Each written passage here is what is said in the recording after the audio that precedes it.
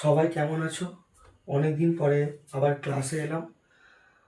আজকে তোমাদের ইতিহাসের ক্লাস 9-এর নবম শ্রেণীর প্রথম যে ইউনিট টেস্ট হবে সেই ইউনিট টেস্টের প্রথম অধ্যায় এবং দ্বিতীয় অধ্যায় নিয়ে আমরা আলোচনা করব। প্রথম এবং দ্বিতীয় অধ্যায়ে যে বড় কোশ্চেনগুলো পড়ার সম্ভাবনা আছে, 4 নাম্বার, 8 নাম্বার এবং টিকা হিসাবে যেগুলো পড়ার সম্ভাবনা আছে সেগুলো নিয়ে আমরা আলোচনা করব। আজকে অনেকদিন পর ক্লাসে এলাম। এবার পরপর প্রত্যেক দিনই ভিডিও দেওয়ার চেষ্টা করব, পরপর ভিডিও দেবো, তোমরা পাশে থাকবে। তাহলে আজকে আমাদের আলোচ্য বিষয় হলো ইতিহাসের নবম শ্রেণীর ফার্স্ট ইউনিট টেস্টের প্রথম এবং দ্বিতীয় অধ্যায়ের সাজেশন বলতে পারো। তাহলে প্রথম অধ্যায়ে তোমাদের কি আছে? ফরাসি বিপ্লবের বিভিন্ন দিক, এবং দ্বিতীয় অধ্যায়ে আছে বিপ্লবী আদর্শ, নেপোলিয়ান সাম্রাজ্য এবং জাতীয়তাবাদ। তাহলে এর সম্ভাব্য যে বড় কোয়েশ্চেনগুলো, যেগুলো পড়ার খুব সম্ভাবনা আছে, সেগুলো নিয়ে আমরা আলোচনা করব। প্রথমেই টিকা হিসাবে যেই জিনিসগুলো যদি প্রথম অধ্যায়ে আমাকে বলতে হয়, যে টিকা হিসাবে আমাকে করতে হয়, তাহলে আমি কি লিখব? আমি প্রথম কোয়েশ্চেন হিসাবে এখানে যে কোয়েশ্চেনগুলো দেবো সেগুলো তোমরা 4, 8 এবং টিকা হিসাবে সবগুলোতেই তোমাদের কিন্তু করে রাখতে হবে। তোমরা যদি একটা বড় কোয়েশ্চেন হিসাবে করে রাখো, ধরো 8 নাম্বারের হিসাবে যদি করে রাখো, তাহলে তুমি সেখানে 4 নাম্বার তুমি যদি অ্যাটেন্ড করতে পারছো, বা টিকা হিসাবে যদি পড়ে তাহলে তুমি সেখানে অ্যাটেন্ড করতে পারছো, তোমাকে ছেড়ে আসতে হচ্ছে না। তাহলে বড় কোয়েশ্চেন হিসেবে তোমরা করে রাখবে। আর মেন শর্ট কোয়েশ্চেন যদি তোমাদের খুব সুন্দরভাবে পেতে হয়, শর্ট কোয়েশ্চেন যদি মানে প্রত্যেকটা শর্ট কোয়েশ্চেন যদি তোমাদের করতে হয়, তোমাদের তো বেশিরভাগ শর্ট কোয়েশ্চেন, ঠিক আছে? তাহলে তোমরা কিন্তু যে যার কাছে টেক্সট বই আছে সেই টেক্সট বই কিন্তু তোমাদের ফলো করতে হবে। আমি বারবার বলি যে টেক্সট বই তোমাদের ফলো করতে হবে। তোমরা যদি টেক্সট বই থেকে পড়ো, বারবার রিডিং পড়ো, বা টেক্সট বইটা মুখস্থ করার চেষ্টা করো, যা যা টপিক আছে সেগুলো নিয়ে আলোচনা করো, সেগুলো নিয়ে পড়ার চেষ্টা করো, তাহলে তোমরা সেখান থেকে শর্ট কোয়েশ্চেন সবকটা শর্ট কোয়েশ্চেনই পেয়ে যাবে। ঠিক আছে? তাহলে আজকে আমাদের আলোচ্য বিষয় যে বড় কোয়েশ্চেন, সেগুলো নিয়ে আমরা কি করব? আলোচনা করবো। তাহলে প্রথম যে কোয়েশ্চেনটা আমি প্রথম অধ্যায়ে রাখবো, সেটা বড় কোয়েশ্চেন হিসাবে খুব গুরুত্বপূর্ণ। সেটা আমি লিখছি, ফরাসি বিপ্লবে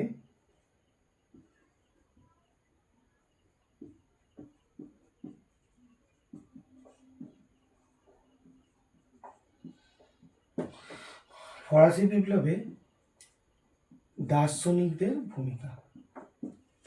এই কোয়েশ্চেনটা তোমাদের 8 নাম্বারে করতে হবে, এবং খুব গুরুত্বপূর্ণ প্রশ্ন তোমাদের এবারের জন্য, মানে প্রত্যেকবারই প্রত্যেকটা স্কুলেই প্রায় আসে।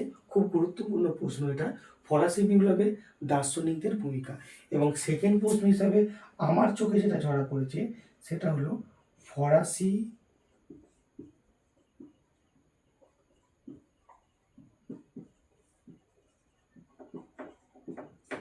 বিপ্লবের কারণ। এবং ফরাসি বিপ্লবের কারণে তিনটে তোমাদের পরপর কি করা আছে, ভাগ করা আছে। তো তোমাদের 3টে পয়েন্টই কিন্তু তোমাদের করে রাখতে হবে। ঠিক আছে? তিনটেই কিন্তু তোমাদের করে রাখতে হবে, আবার ডিটেলসে বলে দেবো। এবং 3 নাম্বার হিসাবে যেই প্রশ্নটা আমার চোখে গুরুত্বপূর্ণ হিসেবে ধরা পড়েছে, ফরাসি বিপ্লবে নারীদের ভূমিকা। ফরাসি বিপ্লবে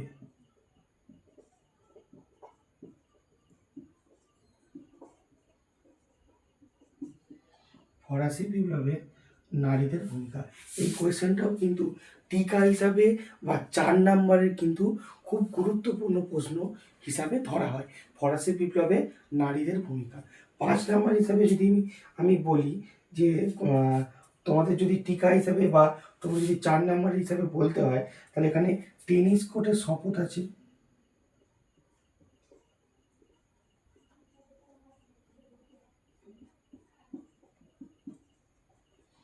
টেনিস কোর্টের শপথ,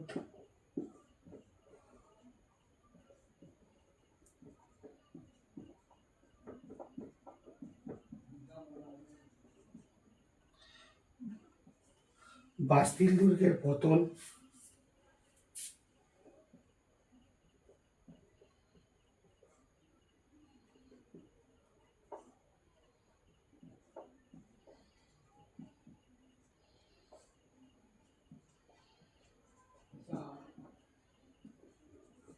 ব্যক্তি নাগরিকের অধিকার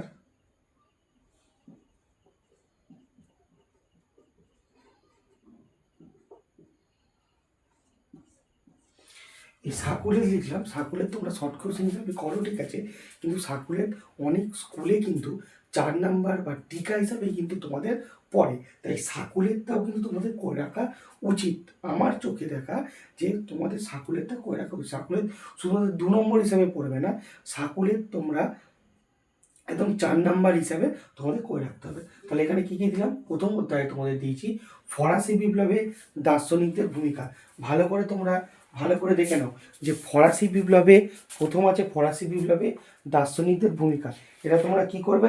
এটা তোমরা 8 নাম্বার হিসাবে কিন্তু তোমাদের করে রাখতে হবে, তোমরা করবে 8 নাম্বার হিসাবে তোমাদের করে রাখতে হবে। হয়ে গেল। এবার তোমাদের তারপরে আছে ফরাসি বিপ্লবের কারণ।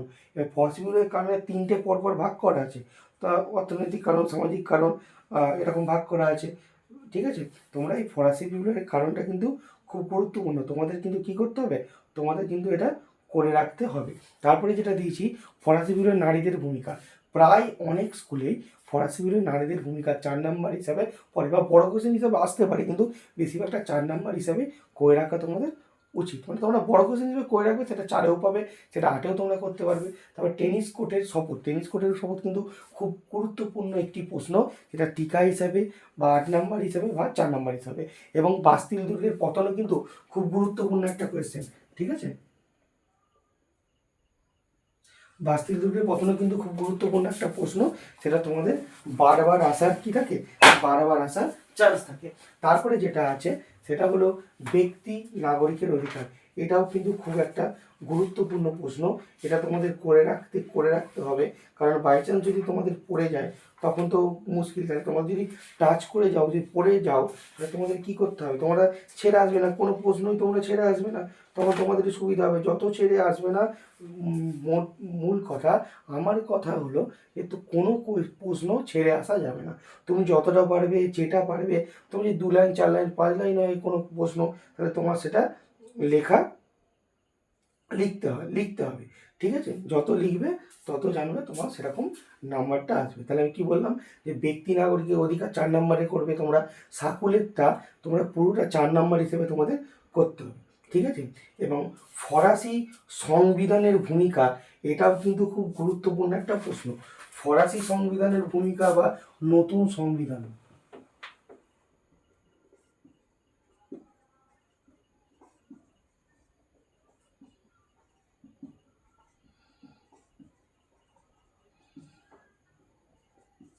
ফরাসি সংবিধানের ভূমিকাও কিন্তু একটি খুব গুরুত্বপূর্ণ একটি প্রশ্ন।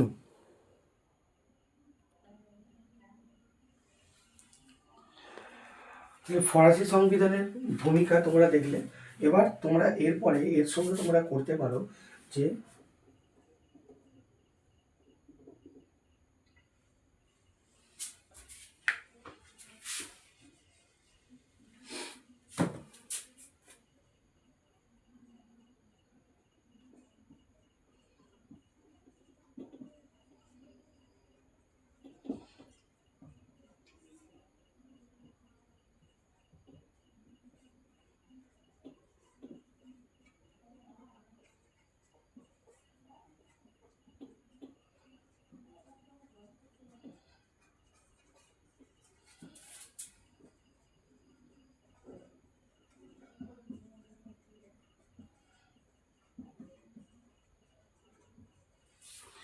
এবং এই দুটো কোয়েশ্চেন তোমরা দেখো। ফরাসি কর ব্যবস্থা, ফরাসি কর ব্যবস্থা বৈষম্যমূলক ছিল কেন হতে পারে, বা ফরাসি কর ব্যবস্থা কি কর ছিল ফরাসি ব্যবস্থায়, এটাও কিন্তু এটা খুব গুরুত্বপূর্ণ।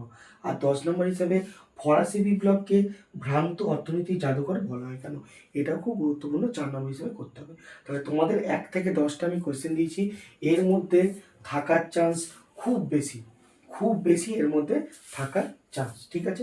তাহলে প্রথম কোয়েশ্চেন আছে ফরাসি বিপ্লবে দার্শনিকদের ভূমিকা, সেকেন্ড যে কোয়েশ্চেন আছে ফরাসি বিপ্লবের কারণ, 3 নম্বর ফরাসি বিপ্লবে নারীদের ভূমিকা, 4 নম্বর টেনিস কোর্টের শপথ, 5 নম্বর বাস্তিল দুর্গের পতন,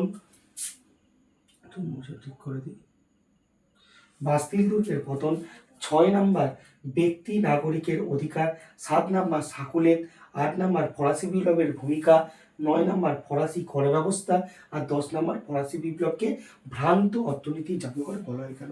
তাহলে তোমাদের প্রথম চ্যাপ্টার থেকে এই কোশ্চেনগুলো তোমরা বড় কোশ্চেন হিসাবে তোমরা করে রাখবে বা দেখে রাখবে। এবার আমরা দ্বিতীয় অধ্যায়ে যাব।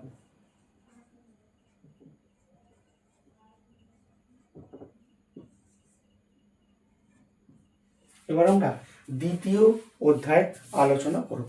দ্বিতীয় অধ্যায় তোমরা এখানে কি পাবে? দ্বিতীয় অধ্যায়ে তোমরা নেপোলিয়ানকে পাবে, তাই তো? তাহলে এখানে তোমাদের প্রথম যেই কোয়েশ্চেনটা করতে হবে সেটা হলো নেপোলিয়ান কর্তৃক রাশিয়া আক্রমণ। এটা কিন্তু খুব গুরুত্বপূর্ণ তোমাদের একটা। দ্বিতীয় অধ্যায়ে প্রথম যে বড় কোশ্চেন বা 4 নাম্বার বা 8 নাম্বারের কোশ্চেন যেটা করব সেটা হলো নেপোলিয়নের সাম্রাজ্যের সঙ্গে ফরাসি বিপ্লবের আদর্শের সংঘাত। এটা 4 নাম্বারে কিন্তু কোয়েশ্চেন পড়ে। 2 নাম্বার যে কোয়েশ্চেন যদি আমরা করি, মহাদেশীয় অবরোধ জায়গা নেই বলে আমি স্ল্যাশ দিয়ে লিখে দিয়েছি। মহাদেশীয় অবরোধ, কোড নেপোলিয়নের বৈশিষ্ট্য কিন্তু ত্রুটি, 4 নাম্বার কি করে কিন্তু আমরা করতে হবে, ঠিক আছে? 8এও করে রাখতে পারো তোমরা। মহাদেশীয় অবরোধ একটা আলাদা কোয়েশ্চেন, আর কোড নেপোলিয়নের বৈশিষ্ট্য ত্রুটি এটা কিন্তু আলাদা কোয়েশ্চেন, ঠিক আছে? 3 নাম্বারে কি দিয়েছি? নেপোলিয়নের রাশিয়া আক্রমণ। এটা কিন্তু খুব একটা গুরুত্বপূর্ণ একটা কোয়েশ্চেন, প্রত্যেকটা স্কুলেই প্রায় পড়ে, প্রত্যেকটা স্কুলেই কিন্তু এটা আসে যে নেপোলিয়নের রাশিয়া আক্রমণ, নেপোলিয়ন কর্তৃক রাশিয়া আক্রমণের কারণ, নেপোলিয়ন কর্তৃক রাশিয়া আক্রমণ কারণ, নেপোলিয়ন রাশিয়া আক্রমণে কী কী কারণ ছিল, ঠিক আছে? এটা কিন্তু তোমাদের খুব গুরুত্বপূর্ণ একটা কোয়েশ্চেন 8 নাম্বারের জন্য। আমার মনে হয় যে ফরাসি বিপ্লবের দার্শনিকদের ভূমিকা তোমরা যদি দুটো চ্যাপ্টার পরীক্ষা হয় বা 3টে চ্যাপ্টার পরীক্ষা হয়, যাই হোক, সেখানে তোমরা লাস্টের যেটা কোয়েশ্চেন থাকবে সেটা 2 বা 3টে থাকবে, সেটা তোমাদের একটা করতে হবে। স্কুল অনুযায়ী কেউ 2টো ফেলে, কেউ 3টে ফেলে, তোমাদের একটা করতে হয় যেটা 8 থাকে। সেখানে কিন্তু তোমরা এই ফরাসি বিপ্লবের দার্শনিকদের ভূমিকা এইটাও তোমরা পেতে পারো, বা নেপোলিয়নের রাশিয়া আক্রমণ, এগুলো তো তোমাদের করতেই হবে। কিন্তু আমার যেটা মনে হয়, যেটা অভিজ্ঞতা থেকে আমি যেটা বুঝতে পারছি, যে ফরাসি বিপ্লবের দার্শনিকদের ভূমিকা এটা তোমরা নিশ্চয়ই পাবে। আর নেপোলিয়নের রাশিয়া আক্রমণ এটাও তোমরা মনে হয় 8 নাম্বারে তোমরা সেটা কি করবে, সেটা তোমরা পাবে। এরপর কি আছে? এবার 4 নাম্বারে লিখে দিচ্ছি, দেখো, ট্রাফালগারের যুদ্ধ 4 নাম্বার করবে, ওয়াল্টারলুর যুদ্ধ 4 নাম্বার করবে। আর জায়গা নেই বলে আমি একই লাইনে লিখে দিচ্ছি, নেপোলিয়নকে বিপ্লবের সন্তান বলা হয় কেন। এইটাও কিন্তু তোমাদের 2, 3, 4-এ তোমাদের করে রাখতে হবে। 2 নাম্বারেও করবে তোমরা, 4 নাম্বারে করবে, 8 নাম্বারে করবে। 4 নাম্বার হিসেবে 8 নাম্বার হিসেবে যদি করে রাখো তাহলে তোমাদের 4 নাম্বারে কোনো কিন্তু অসুবিধে হবে না। তাই এই যে কোয়েশ্চেনগুলো তোমরা ভালো করে দেখে নাও, তোমরা স্ক্রিনশটও নিয়ে নিতে পারো, ঠিক আছে? খুব গুরুত্বপূর্ণ কোয়েশ্চেন এইগুলো, কিন্তু তোমাদের প্রত্যেকটা কিন্তু খুব ইম্পর্টেন্ট একটা কোয়েশ্চেন, মানে ভেরি ইম্পর্টেন্ট একটা কোয়েশ্চেন। তোমরা কিন্তু এটা যদি করে রাখো, এই কোয়েশ্চেনগুলো বড় করে রাখো, তোমরা কিন্তু আশা করি তোমরা ফার্স্ট ইউনিট টেস্টে প্রথম এবং দ্বিতীয় অধ্যায়ের ক্লাস 9-এর প্রথম এবং দ্বিতীয় অধ্যায়ের সাজেশন হিসাবে যেগুলো এইগুলো দেওয়া আছে, এতগুলো কোয়েশ্চেন, এগুলো কিন্তু তোমরা এর মধ্যে তোমরা আশা করি তোমরা পেয়ে যাবে, ঠিক আছে?